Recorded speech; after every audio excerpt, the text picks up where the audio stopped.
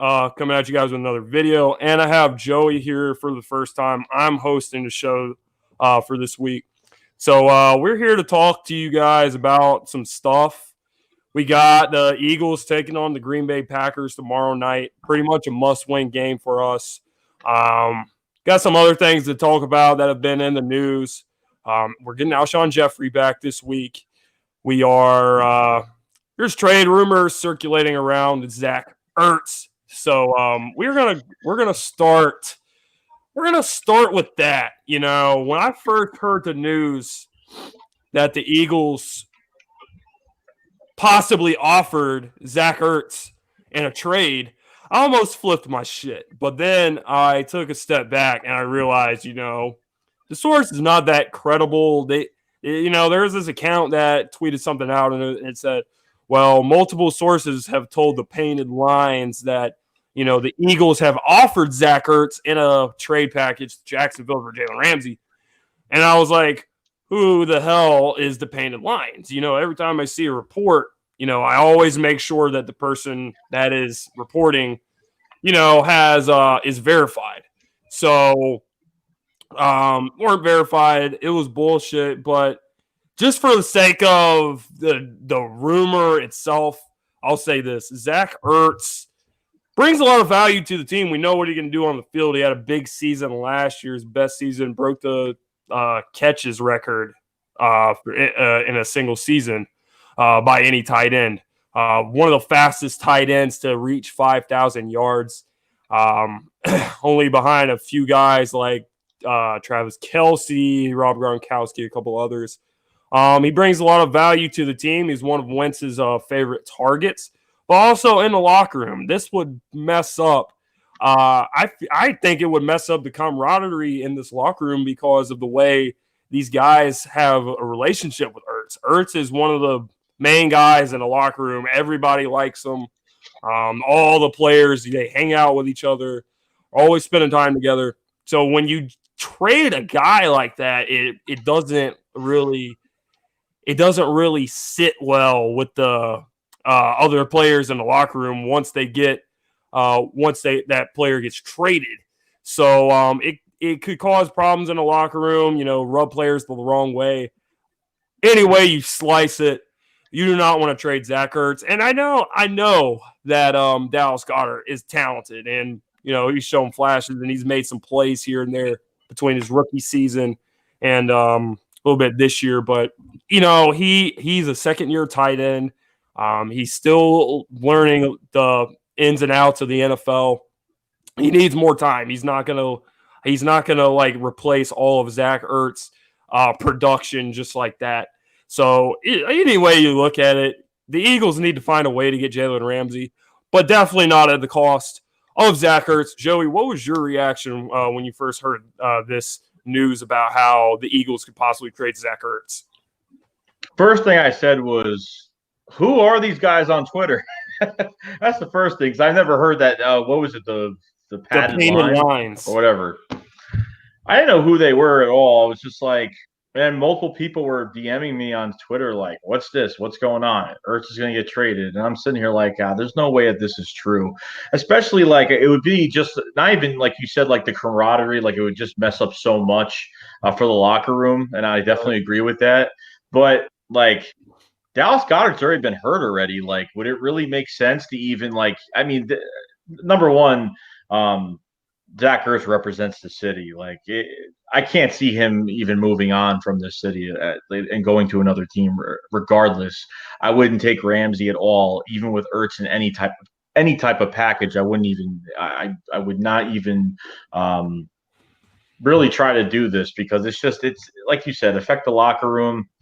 Dallas Goedert's already been hurt. I mean, do you really just trust Dallas Goedert taking the full 100% workload going to this, you know, into this year? I mean, I think this is all just it's not going to happen. I'd rather trade 3 first-round picks than get rid of Zach Ertz. I mean, if you want to hear from me, I would not even host this trade, and I don't even believe it. So I wouldn't really worry about it too much. I just don't. There's just. If I'm not hearing it from more than one person, it's only that one person on Twitter. I'm not really buying it right now. So that's what I think really much about it. Absolutely. So we pretty much agree with that.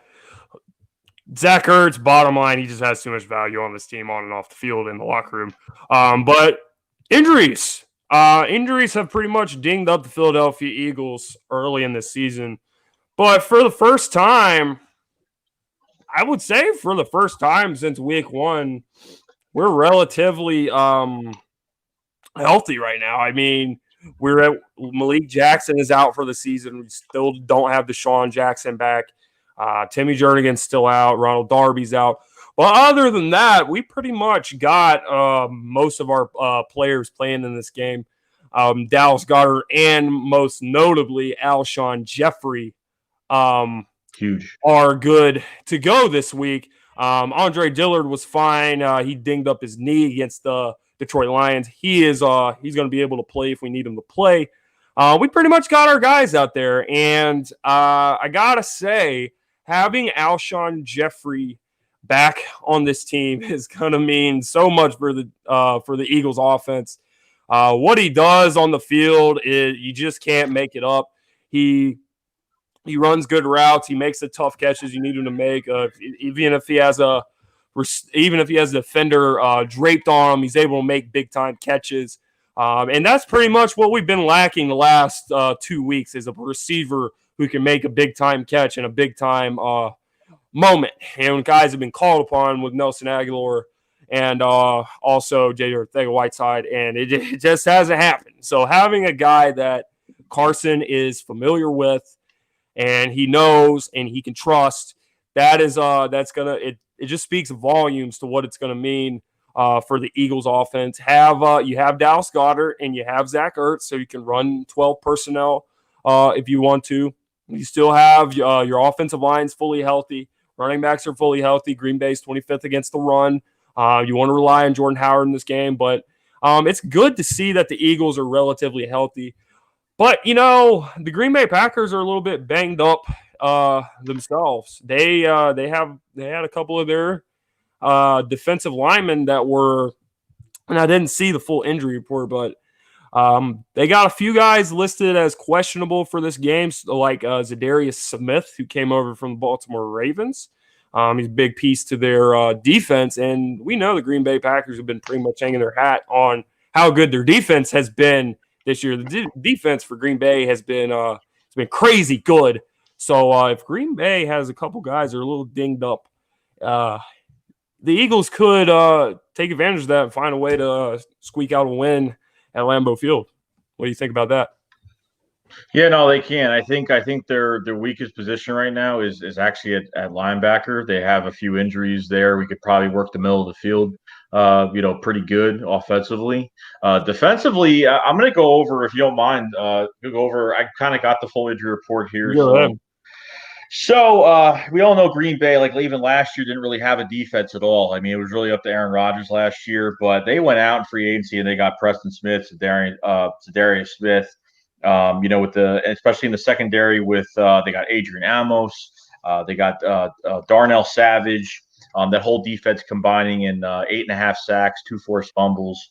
So I want to go to the linebacker position. That's where they're hurt the most. So you're going to have you have Blake Martinez at inside linebacker. That's starting pretty good player. Oren Burks is out with a pectoral injury. So he will be out this game. Curtis Bolton suffered a season-ending injury. I don't know what injury that was, but another linebacker down. And safety linebacker Raven Green is on IR as well. Little thin at safety. Very much thin at linebacker right now. We all know against their defense against the pass is pretty good. Against the run, it hasn't been good at all. They're like ranked 26th, 25th. It's not really that good. They lost Montravius Adams. That really took a huge hit in the middle at defensive tackle. So without him, the run game, they haven't been able to stop the run, and the Eagles are second against the run, which is absolutely fantastic. But offensively, there's not really too many problems on offense injury-wise. I think Lane Taylor, their starting guard, out for the whole year. Their second-round pick, Elton Jenkins has played really well since week one. I forgot when Lane Taylor got hurt, but he had a biceps injury. So Elton Jenkins, their second round pick, has been filling in very nicely for them. So I don't know how much of a problem that's going to be. Seems like whoever's filling in is doing a good job. So really, when I look at this whole injury report right now, you look at the secondary is good. We got Kevin King and all those guys. They're really good. But linebacker is probably their weakest spot. And I think work in the middle of the field. And I'm hoping this running back rotation is good, and you can at least do something with Jordan Howard and tire out this defense. And I didn't even know Darius Smith was even questionable for the game. He'll most likely, probably play. I don't know how bad it is. It's not like he was limited, but I don't know. If they lose to Darius Smith, that's going to be another hit on their defensive line, of course. But they need to start. The Eagles need to start with this running back rotation. They need to stop doing stupid run plays. Find the weak spot of this defense and really aim for it. If Jordan Howard's carrying the ball and he's very hot carrying the football, you keep giving him the football. Really, don't just put in Miles Sanders for one play on some stupid play and he hasn't got reps the whole game or something happens in the beginning. I just hope they just keep pounding it down their throat. And working the inside of that field, maybe a little bit of RPO, maybe Wentz can extend plays. We all know that with this. We have a really good offensive line, so work in the middle of the field and running the football down their throat. That's how we're going to win this game. Yep, I pretty much agree with you there. So that's pretty much the injury report for both sides. But yeah, how do we win this game? It's like you said, we gotta rely on the strength of the team. Strength of the team is the offensive line. We got a lot of guys on our offensive line. We got depth on our offensive line. I mean, Jason Peters left the game on Sunday, and Andre Dillard left the game on Sunday, and Big V came in and left tackle, and he played pretty good. We can run the ball down people's throats. We just it's not a matter of can we, it's a matter of will we. We need Doug Peterson to call some run plays early in this game. Get Jordan Howard rolling. Get Miles Sanders involved in the game. Get these guys the ball and attack the weakness of the Green Bay Packers, which is the run defense. I think having Alshon Jeffrey back is a huge plus. He at all times the Green Bay Packers are going to have to know where he is on the field, or he will gut them. Then you have Dallas Goedert and Zach Ertz to attack the seams, attack the middle of the field. So the Eagles really have a chance to win this game on Thursday night and get a huge upset and really start to turn the tide of this season that has not gone our way the last 2 weeks. So the Eagles can turn the tide, and I have to say I've been telling people this the entire week, thinking about this game, that to me, this game against the Green Bay Packers is so reminiscent of last season when the Philadelphia Eagles went out to Los Angeles to play the Rams. You're talking about a team that the Philadelphia Eagles were coming off the second loss to Dallas Cowboys and heartbreaking loss. And it pretty much felt like after that, what does this team have to play for? A lot of things have to happen for them to even get a 6 seed and make the playoffs and try to defend this Super Bowl championship title. A lot of things had to happen, and two of those things were you had two really good teams that you had to beat in the Los Angeles Rams and the Houston Texans. Los Angeles Rams went to the Super Bowl that season, loaded everywhere. Jared Goff had another really good year. Sean McVay calling the plays. Todd Gurley, Aaron Donald, stacked. They were like the number 2 seed behind the Saints. But the team just pretty much felt like, hey, they chopped us down as far as they could chop us down. So what are we going to do about it? And they went in there.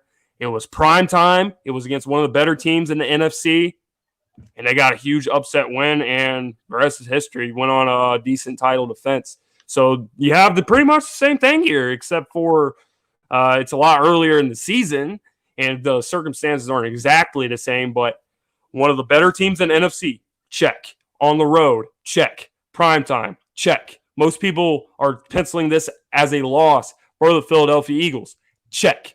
What are you going to do about it? And I think this team responds well to circumstances such as what we have here. So I think the Philadelphia Eagles are going to go into Lambeau Field tomorrow, and Carson Wentz and the Eagles are going to squeak out a much-needed win, probably by a field goal over Aaron Rodgers and the Green Bay Packers. Yeah, like you're talking about last year, like when we were getting off a stretch, we had the Rams and we had the Texans, and I honestly was like, I don't even know if we're going to even win both of these games, but we pulled it out. We pulled it off.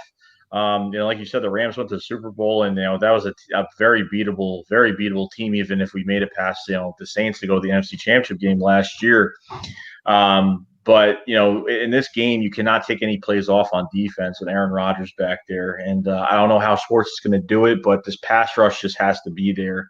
Half of me is saying that this pass rush will be there. Half of me is saying, and the other half is pretty much saying that it's going to be the same as it has the past few weeks. Because, I've already seen, stupid people on Twitter already talk about, Fletcher Cox isn't trying. He's not playing hard enough. We should get rid of him. He doesn't care. He's making $17 million a year, blah, blah, blah. But I understand that, he's going to get double teamed now. You'd lose two, defensive tackles. You're not going to get Timmy Jernigan for another few weeks. And, Malik Jackson's out for the year. And, you got a Hassan Ridgeway right now. And other than that, you really don't got anybody that's really working at other side. So I'm going to see probably Jim Schwartz be, doing some random blitzes and praying to God that we get to Aaron Rodgers and praying to God that, we do get to him, because all it takes is, he's a gunslinger, and he sees things before they happen, and he throws perfect balls. And you know what? Devontae Adams could carve us up. I'm kind of, I don't wish injury upon anybody, but, I'm kind of glad that Ronald Darby's not even going to play in this game. And I think you and me agree. I think a lot of people do agree with this. Because you know what, Rasul Douglas, I've seen some clips of him the past few weeks. He stripped the ball from Julio Jones. He's done some good things the past few weeks. And the one thing that is really good about Rasul Douglas is that he jams receivers at the line of scrimmage, as long as they're not, peeled back 5-10 yards. I see Rasul putting his hands on receivers. That's what we need. We need that physical corner at the line, slow that receiver down to not develop his route. And we just got to pray to get, we just got to go out. They have to go out there and play with heart and play their asses off. And honestly, they're going to play with fire. That defense is going to play with fire. I'm not saying that we're going to be up by 2-3 touchdowns, but it's going to be a fight tomorrow night. And, like Lane Johnson said, it's like, if they're going to tear us down, then come tear us down. Cause we have nothing to lose right now. Like, we're going to play our hearts out, and that's it. So I see a big fight tomorrow night, and hopefully, these refs can call a good game, and we don't get screwed on some calls like every team has, but which really been not necessarily calls, but things that have, with the Miles Sanders with the helmet going, like that really pisses me off. Something that's so naked to the eye to see. It's just crazy. And then offensively, you get Alshon Jeffrey back for the, hit the seams. You got the intermediate routes with Alshon Jeffrey. You don't have J.J. Arcega-Whiteside. I guess we found out that J.J. Arcega-Whiteside is just not ready. He's just not ready at all. And this offensive line has, his offensive line honestly has been not doing a bad job. It's been doing a pretty good job. The problem is when you have no receivers, there's no separation. Carson's holding onto the ball a lot longer, and it is what it is. Because guarantee if Carson has an open field advantage to where he could just run upfield by himself, he'll do it. And you saw it in that game against the Lions. He did not care. He saw that opening and he took it. So we're going to see, we'll see Rasul Douglas, outside corner. Sidney Jones, I want to see more from him, but I'm not really happy. Haven't been happy with him at all this year, period. The problem is we don't have a consistent corner. That's the problem. Like you could point out, oh, he did good on this play. Oh, he did good on that play. But there's no consistency in this secondary. There's not. And when there's no pass rush, and like I said before the season, if you've checked my videos out before the season even started, I said, if this defensive line gets hurt, our corners are going to get exposed. And that's what happens. I think Rasul Douglas is one of the most, content consistent corners that we do have. He's not really good in open field, but he can pack a little bit of a punch against, a big receiver. He can take care of those guys. So I'm hoping to God like this run game is good and we do what we have to do on offense. And, I really have nothing to say about Carson Wentz because he did all he could do in that game last, against the Lions. I mean, you couldn't ask for more. Literally, those balls are there. Like if Whiteside catches that ball down the field, there you go, first down. If Goddard catches that one in the end zone, touchdown. I mean, he could have had 4 touchdowns over 400 yards last game. But unfortunately, with these drops, we look like the 2016 Eagles all over again, unfortunately. And It was really embarrassing. Nelson Aguilar the other day, or this morning, didn't even want to talk to reporters. He was sitting there like he was joking with everybody. He just didn't want to talk to anybody. Doesn't want to talk about the negativity. That's what he doesn't want to talk about. And I think he's ready to ball. And I think with Alshon in the mix now, it's gonna give this receiver core a little bit of a jolt of lightning. You know what I mean? And kind of get everybody on page. And especially if you talk about defense, like this defensive line, like Derek Barnett and Brandon Graham are the top 2 players with like the most pressures in the whole entire league, like the top players that give pressure. But the problem is, like, we haven't got a sack yet this year, and that's a problem. Timmy Jernigan is the only sack that we've had, and that was in week 1 against the Redskins. It's a huge problem. Like, we have to get these hits. We just have to. Like, the pressures are good, but if you're not helping another player or another player is not making the play, then these pressures aren't going to mean anything. I mean, at all. So like I said, the Packers are very, they haven't allowed many points. They haven't allowed yards for receivers at all. So, or just from teams in general, with their whole entire package, their whole offense, the run game took a huge hit on the run game because they lost one of their top defensive tackle prospects. So, as of right now, it's just they just got to fight. They just got to fight, and they just can't make stupid mistakes. No offsides, no holding, no OPI, none of that. We got hurt. We got hurt so much by that, and it's just to this point, it's just they just need to go out and play, and that's it. It's not over yet. I mean, it's a lot of people are giving up already. It's not over. It's the 4th game of the year. It's not over yet. We can easily take this division. I'm not even worried about it at all. But they need to go out and play. If they can at least get a win Thursday, like you said, you start getting a little bit more back next week, a week and a half until you play the Jets. The Jets are on their bye week, and they have some problems of their own as well. And you go face the New York Jets at home, in a week and a half, and you're getting more players back, and you're pretty much going to be almost back to normal after this game Thursday. Right. Well, Joey, you made a lot of good points just now. I want to touch on a few of them.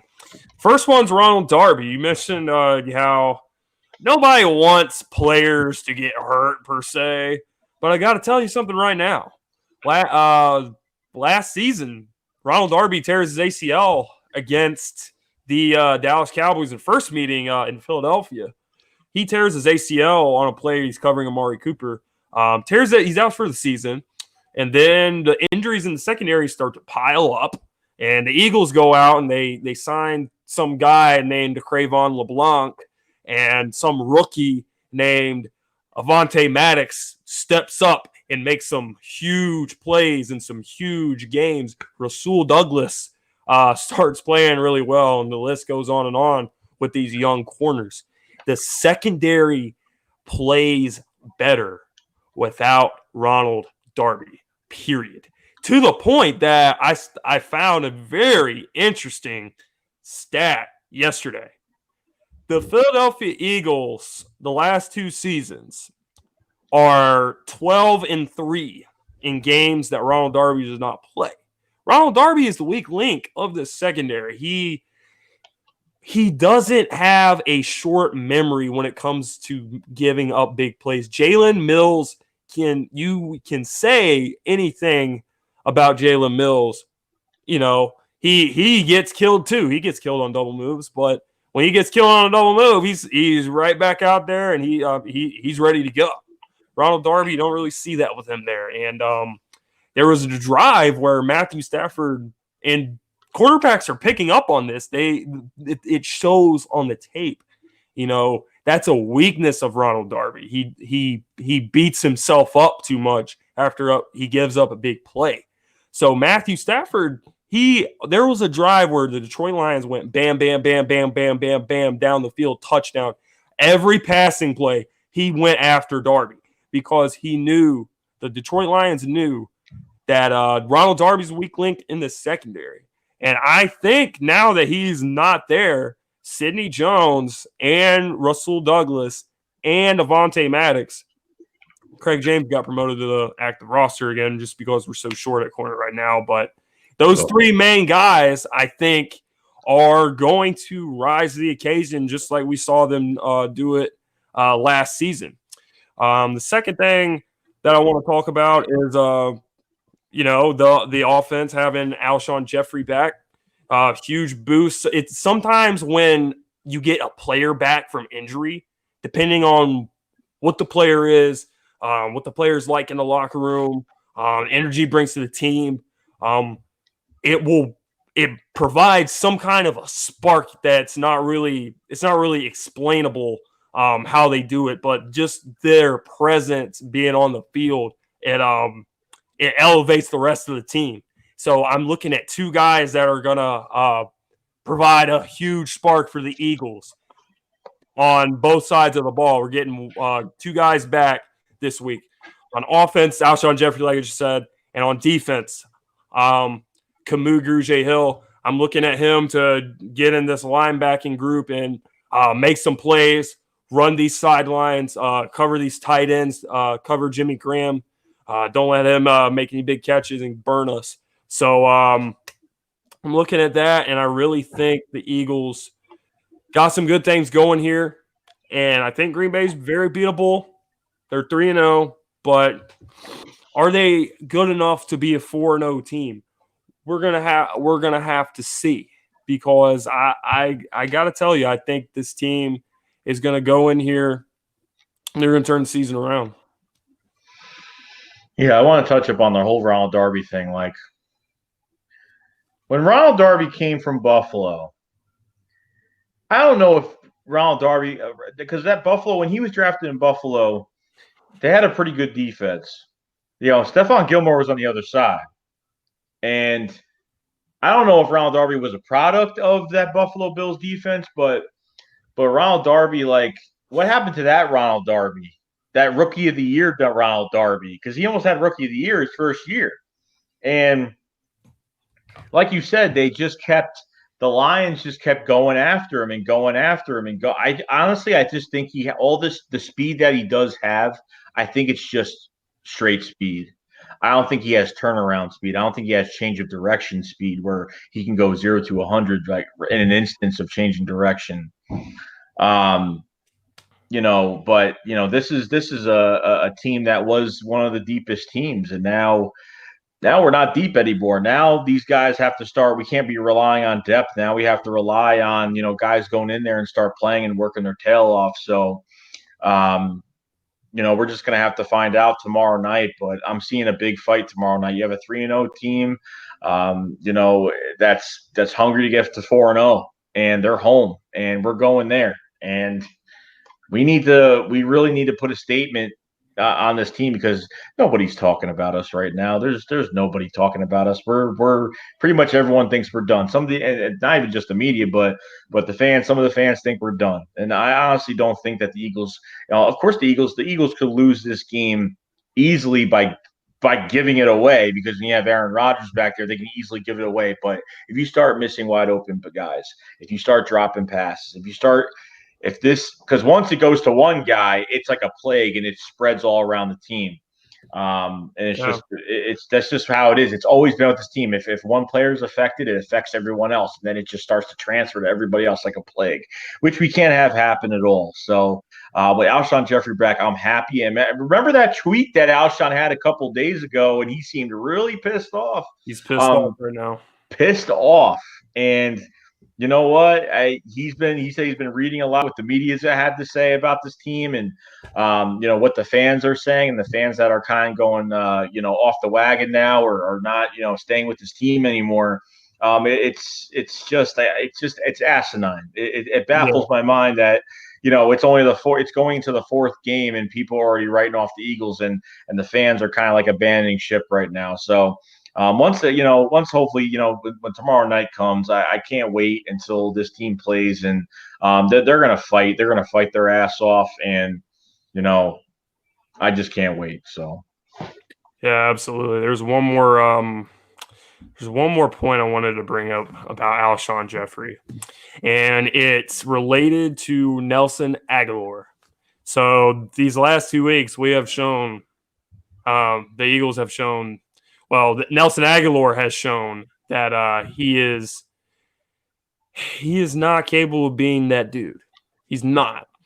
But he no longer has to be that dude. You have both your tight ends and you have Alshon on the outside. So I think Nelson can go back to playing more freely, for lack of a better word. I feel like there's a lot of pressure off of him now. So I think we'll see Nelson actually make some plays in this game more than we have seen him do.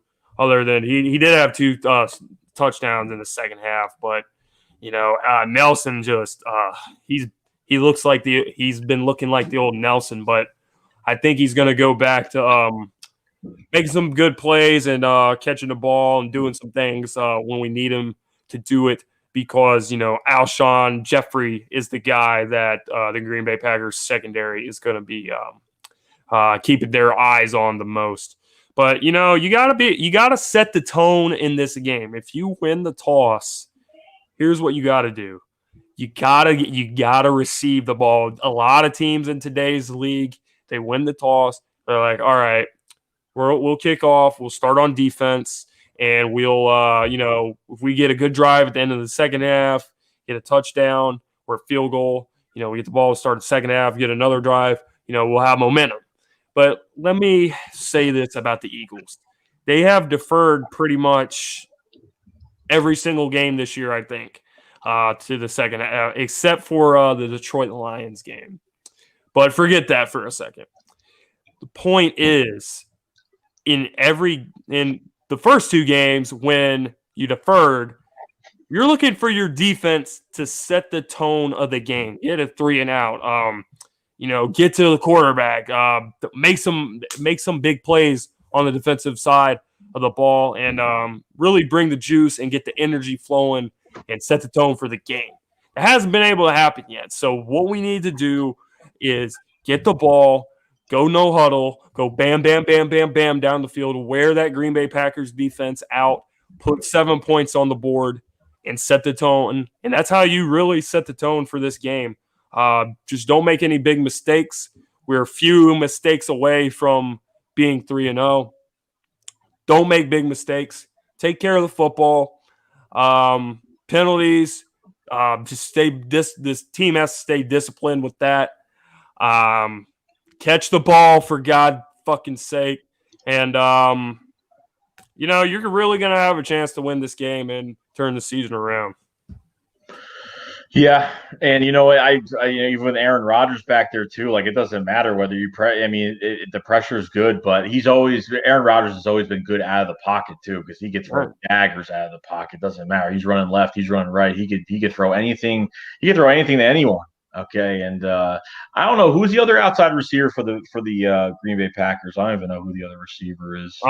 They honestly, outside of Devontae Adams, they really don't have a whole lot of receiver depth. They have this one young receiver, Vandelez Scatlin. He can do some things, but nothing special. Jimmy Graham, Aaron Jones, Devontae Adams. These are pretty much the guys that you got to try to slow down. I'm not concerned about the run game, even though the Eagles have been bruised and battered on the defensive line, still only giving up 57 yards a game on the ground. So that's really damn good when you're able to hold teams under 60 yards rushing. Makes teams one-dimensional at the pass. But we're 29th against the pass, and we're going against Aaron Rodgers. If we don't get pressure, Aaron will tear us to shreds. So we gotta do what we gotta do on the defensive side. Gotta do what we gotta do on the offensive side. I say the Eagles are gonna walk out of this stadium with a 24-21 win on the leg of Jake Elliott, and we win that game. But if you got anything else to add, Joey, I don't know, but we could shut it down. If not, and by the way, guys, for the people that's here, make sure you subscribe to Joeyshakes72. He makes all the same kind of videos that I make. So covers the Eagles pretty much almost every single day. So go subscribe to his channel and all that. But Joe, you got anything else to say, man? I'm pretty much good. I mean, I just want to see a fight tomorrow. I want to see some heart. I want to see guys making catches, and I want to see this defense get after it. And I want to see. I'm glad I'm not seeing Ronald Darby tomorrow night. So I'm pretty set. I'm pretty set. So I just want to win tomorrow, and that's it. That's all I want. 12-3 without Ronald Darby, and like Lane Johnson just said a few days ago, chop us down. If you're going to chop us down, come chop us down then. Green Bay Packers have to chop down this Eagles team. They're not going to just roll over and take it. With that being said, guys, we'll see you guys next week to talk about the Philadelphia Eagles and New York Jets game.